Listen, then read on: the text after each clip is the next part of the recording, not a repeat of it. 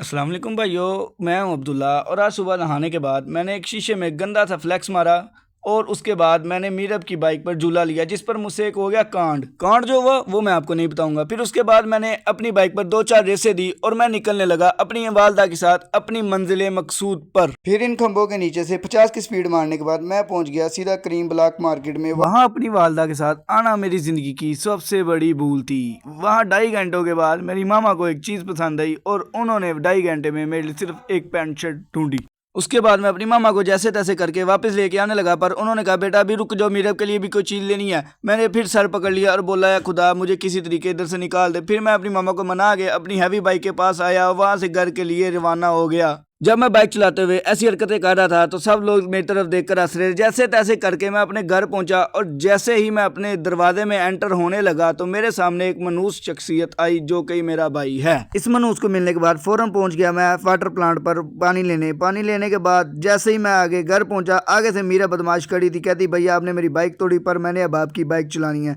मैं इसको बाइक चलाने के लिए ले गया और थोड़ा सा इसको झूला लेने के बाद मैं इसको घर वापस छोड़ गया। इसको घर छोड़ने के बाद मैं सीधा निकल गया अपनी वर्कशॉप के लिए। पर जिस रस्ते से मैं निकल रहा था वहाँ बहुत ही बदबू और बहुत ही गर्मी थी। यहाँ मेरी तबीयत काफ़ी ख़राब हुई पर मैं जैसे कैसे करके यहाँ से निकल कर अपनी वर्कशॉप पहुँच गया। पर यहाँ एक गाड़ी खड़ी थी जो मुझे बहुत ही अजीब लगी और मैंने पहली दफ़ा देखी थी और इसका मोनोग्राम भी बहुत अजीब था। कोई बंदा इसको जानता तो मुझे बताए। फिर मैं अपने वाली साहब के साथ बैठ के फिर इन्हीं खंभों के नीचे से अपने घर के लिए रवाना हो गया। फिर थोड़ी देर इस एक और मनूस जगह पर जलील होने के बाद मैं एक जगह पहुंचा, वहां से 50 का पेट्रोल डलवाया और सीधा निकल गया घर। फिर घर पहुंच के मैंने इस लड़के को चैलेंज दिया कि तुमने ये पूरी पहलियाँ क्रॉस करनी है। जैसे तैसे करके पहलियाँ क्रॉस कर गया पर ये जब वापस आया ना उसके फ़ौरन बाद ही इस पहलियों का ठेकेदार बाबा आ गया जो कि हमारे पीछे डंडा लेकर पड़ गया था।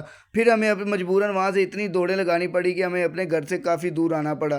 फिर देखे हमारा हाल कि हम भाग भाग हाँप गए थे रोज़े में यहाँ पे। और उसके बाद हो गया वक्त इफ्तार का। ओके गाइस हम जा रहे हैं, आप लाइक करें, कमेंट करें और शेयर करें। अल्लाह हाफिज़।